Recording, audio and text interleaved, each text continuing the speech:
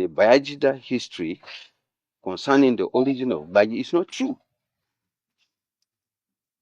Some say the Gbagi people originated from Zagia or Zaza, the place now known as Zaria, in Kaduna State.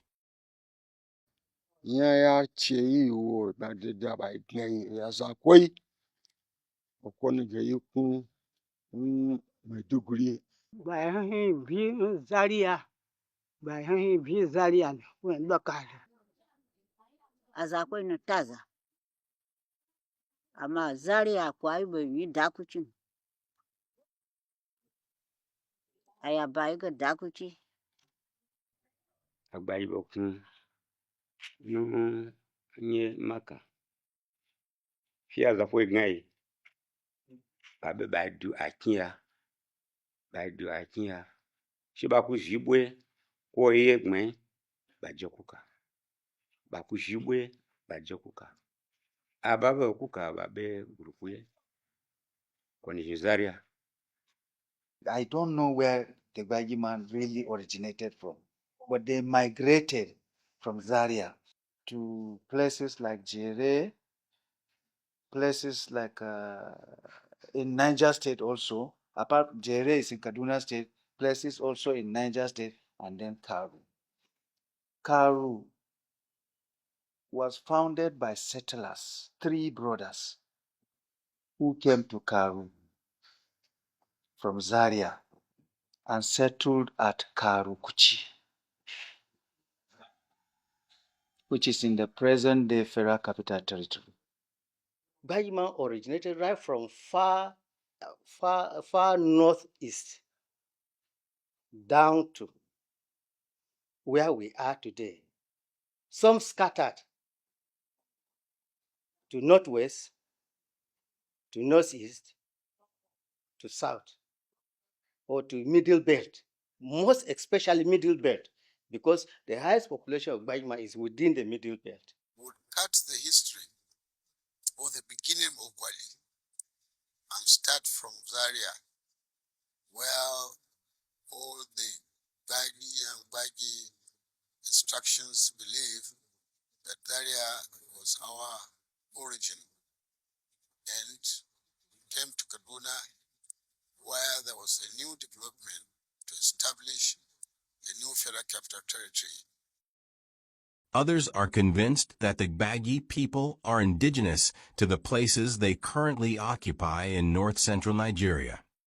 Gbagi, in my own opinion, we are dominant and indigenous to where we are.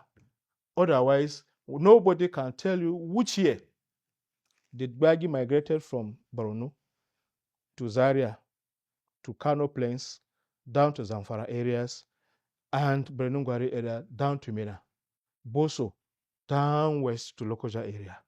Nobody can tell you categorically these are the dates, or nobody can tell you this is the leader that led this trek from so-so place to so-so place. If that is the case, I want to believe that since we have no historical evidence to show that this is the leader that led us from this so-so place to so-so place, but we are where we are today, then we are indigenous to where we are found. Yet, others believe the Gbagis emigrated from Saudi Arabia or Sudan through Kano. But all of these narratives are still being investigated through socio-anthropological and archaeological sources.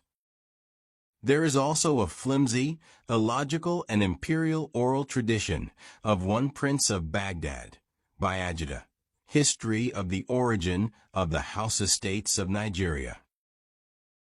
In that tradition, the Gbagi people are included as part of the 7 illegitimate sons of Bayajida born to him by a so-called Gwari concubine given to him by his wife, Durama.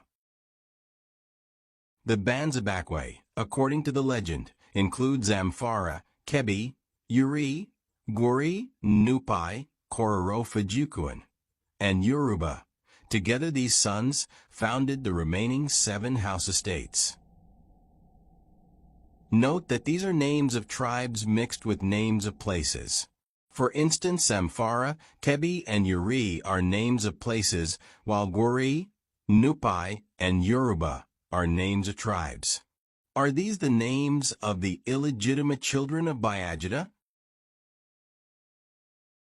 It is also important to note that Gori, though widely used by the Hauses because they found it difficult to pronounce Bagi, is not a name of a tribe, neither is it a name of a people.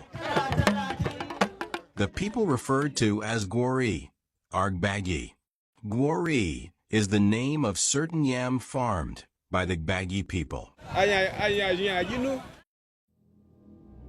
While there are a lot more questions raised by that so-called narrative to which the creators have not provided satisfactory answers, the distinctive cultural heritage and languages of these peoples invalidates the Bayajida story. The Bayajida history concerning the origin of Bagi is not true. One logic is this, that if Bayajida's wife got him a Gori concubine, it would mean that there were Bagi people already existing in Dora. So, the Bagi people or their states could not have originated from the so-called Bayajida. What this means is that the Hausa are offspring of the Bagi, which confirms the popular view in northern Nigeria that Bahausha Jikin Gori. This means that the Hausa is the grandchild of the Bagi, unless this Bayajida legend is reversed. This mantra is sacrosanct and makes mockery of its creators. Bagiza is the Bagi's description of mankind. This gives credence to their association to the biblical narration of language dispersal, the Tower of Babel. The claim is that they have been around from the very beginning and do not claim ancestry to any tribal or linguistic group. Rather, linguistic groups are derivatives of the language. Thus, it is reported that Bagi, together with nearly 7,000 other languages spoken in the world today, came into being in the land of Shinar, currently in modern-day Iraq, after the children of God were scattered, following their attempt to build a tower to reach heaven. From there, peoples of the world began migrating into various parts of the earth, establishing settlements, kingdoms, some conquering others and multiplying.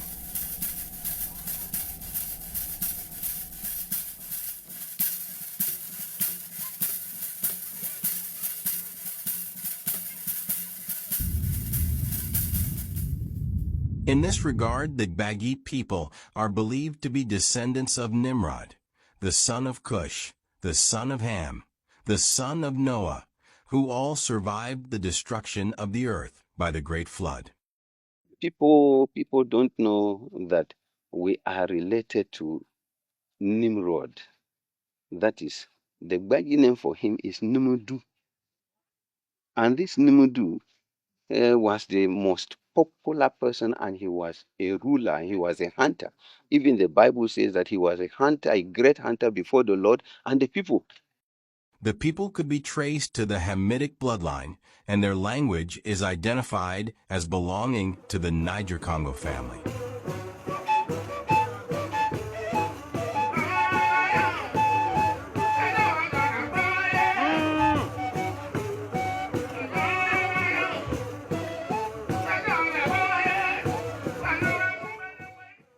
So, in the real sense, we can only talk about migration and the first settler phenomenon as the Bagi people, like their ancestor, Nimrod, have been valiant in their discovery of green pastures and establishment of communities.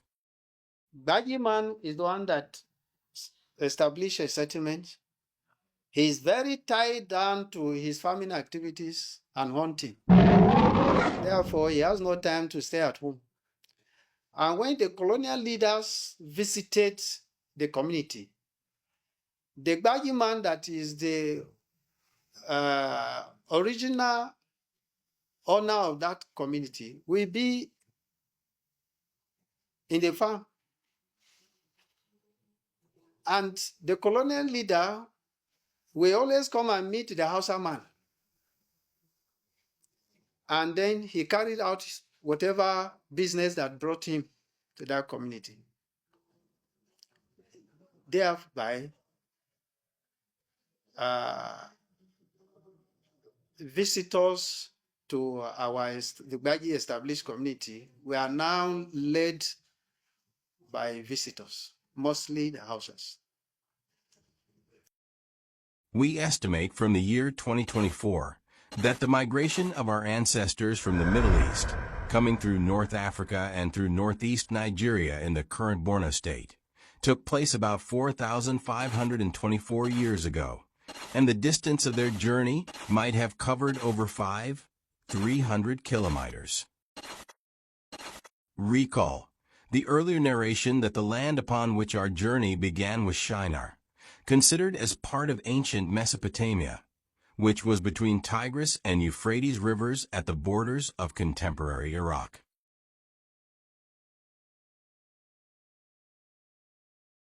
Oral and written history support that, indeed, there was a time of settlement in Sudan before our ancestors moved downward into the northeast through the Lake Chad Basin. Evidence of their early settlement in the northeast, specifically in Borno, where they interacted with the Hausas, Berberis, Dakarkaris, and other tribes, can still be seen today in the naming of some of their kingmakers in Gbagi lands, traditional titles, and some aspects of their culture and tradition.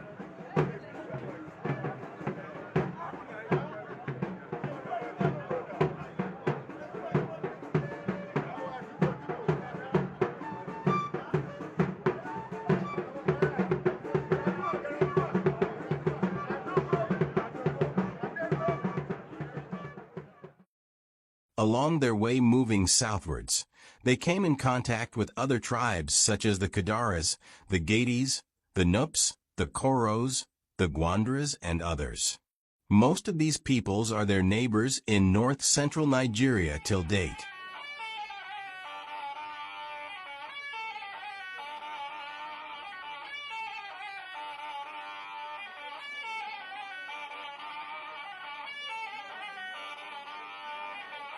The late historian, Chief Nana Fanu Bayaniko, believed that the Gbagi people might have migrated from the Borno area as far back as 1600 AD.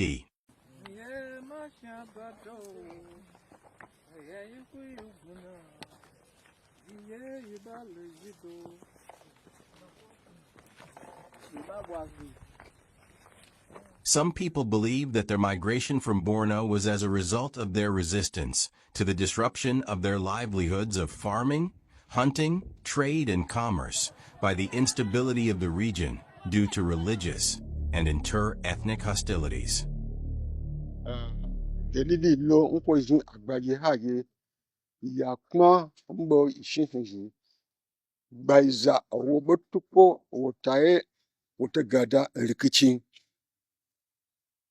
Baiza taye gbe, baiza kibo, baiza taye viu, baiza taye na beji mabmain ko eshiama ko taye na ba jegbin. Some people will now say, Gbagi people don't like staying in the urban area. Gbagi people don't like staying in the cities. And that is why each time when urbanization comes around them, they will run away and leave the city and go into the bush. Why would they not go to the bush? Why would they not go to the bush? They will go to the bush because the occupation of a Gbagi man does not allow room for distraction. It does not allow room for distraction. You have to be in your farm every day.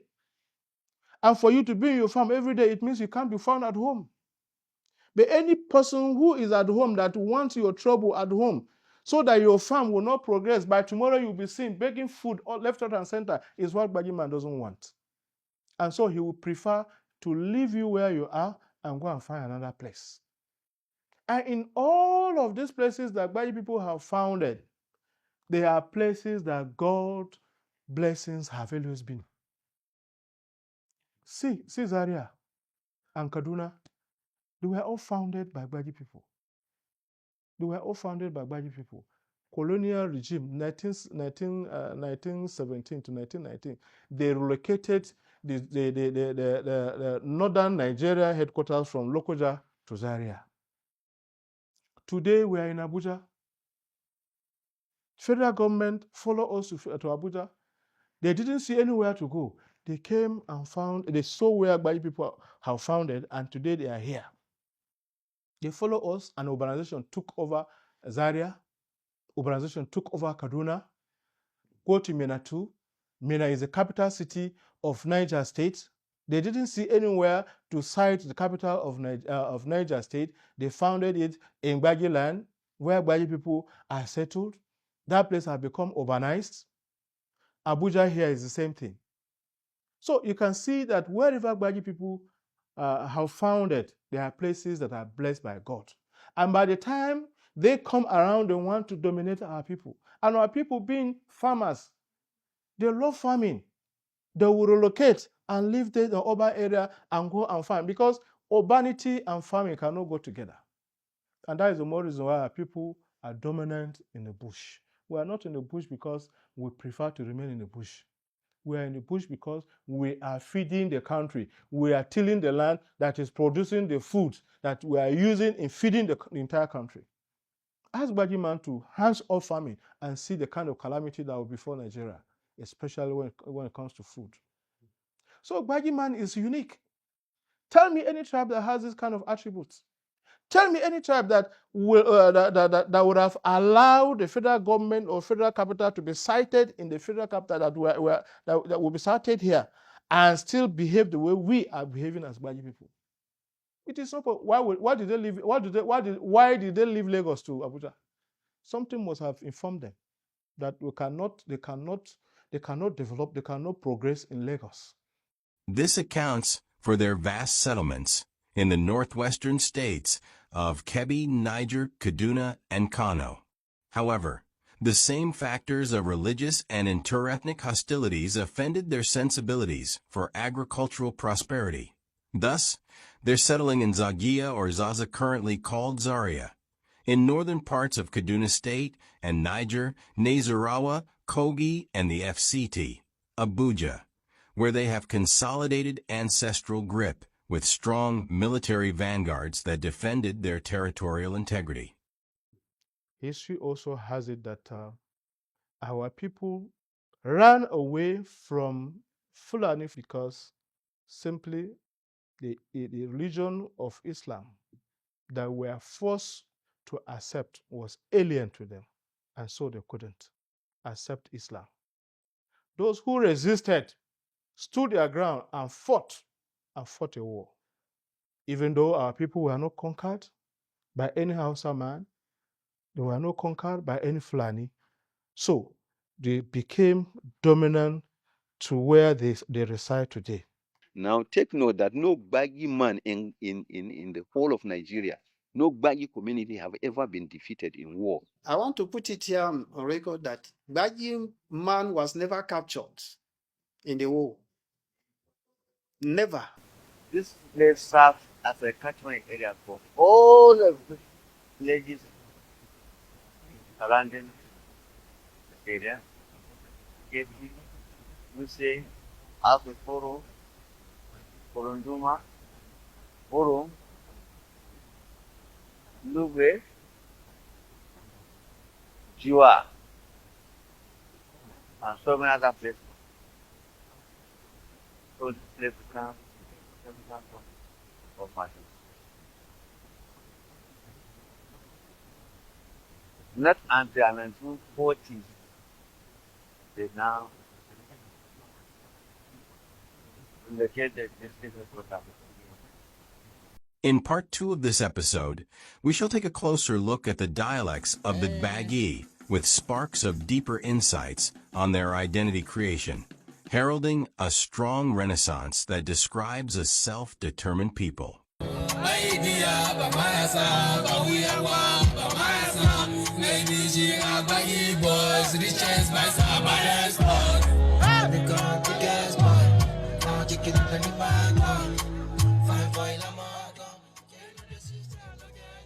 That in the next 10 years will be ruling the world, not Nigeria or Nasarawa State.